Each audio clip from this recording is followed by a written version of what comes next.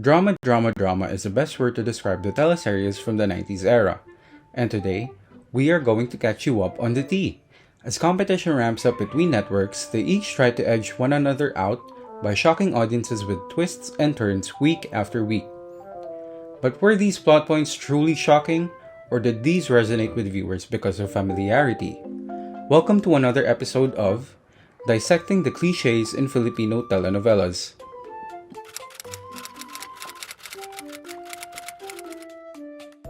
As shown at the start, Mara Clara follows both named characters, Mara and Clara, as they live each other's lives due to being switched in the hospital at birth. While the plot develops and tensions rise as both discover this truth, the strong dichotomy between their statuses is highlighted, showing the pros and cons of each lifestyle, making you cheer and maybe boo at one or the other. This would signify the hallmark kind of drama which awaited you in the 90s. Villa Quintana is a love story that became very popular back then. The story follows main characters Isagani and Lynette. It is commonly described as a modern-day Romeo and Juliet, and we all know what happened in that story. How tragic.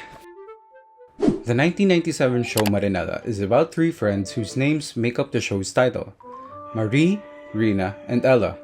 The friends' lives are intertwined, and after a fire burns their ties to each of their families respectively, this connection is strengthened as they band together and become each other's family. Aww, how heartwarming! The series follows the named character Esperanza and her search for her true family, with a complicated family dynamic, which includes her grandmother's disapproval of her parents' marriage. It makes the audience think whether this search is actually worth it or not, because family is so overrated. Am I right?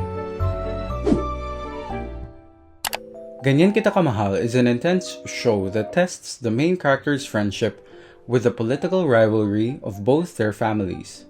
Jules and Henry have a great friendship, but along with familial ties, this is tested when they find themselves competing for the heart of Lady Eloisa. Seeing if they will give up their friendship for love is keeping me at the very edge of my seat. In Pentados, 5 ordinary teenagers are chosen and trained to protect the human race from evil as superheroes. It is important to note that this series is considered to be one of the very first fantasy-themed shows on television. Oh, just think what you could do with superpowers. Sana all. The next show in the 90s to take note of is Liwanag ng Hating Gabi.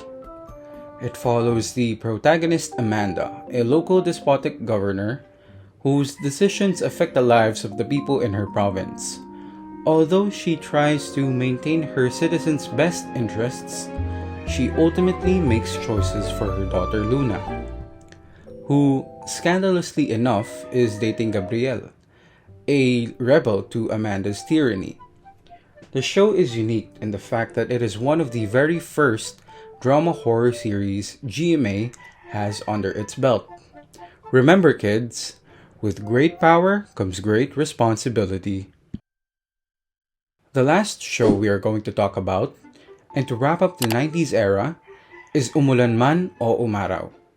It follows Andrea, who one day meets her father and instantly becomes the favorite. Family drama ensues as Andrea's sister, Rebecca, makes it her mission to make Andrea's life a living hell. This was a 13-part Filipino weekly drama produced by GMA, which really makes you wonder who you can trust these days, cause as they say, trust no one.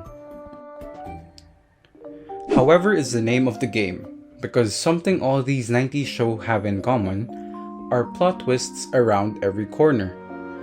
Don't get me wrong, these certainly can keep the shows exciting, especially in our mundane lives, but only if done right and executed with precision. The constant trope turning can also leave viewers unfulfilled and end up with diminishing returns at the end.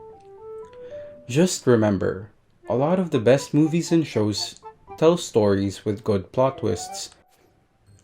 They don't rely on the plot twists to tell their stories. Unfortunately, just like the many episodes in the shows we've covered today, we are going to have to leave you at yet another cliffhanger.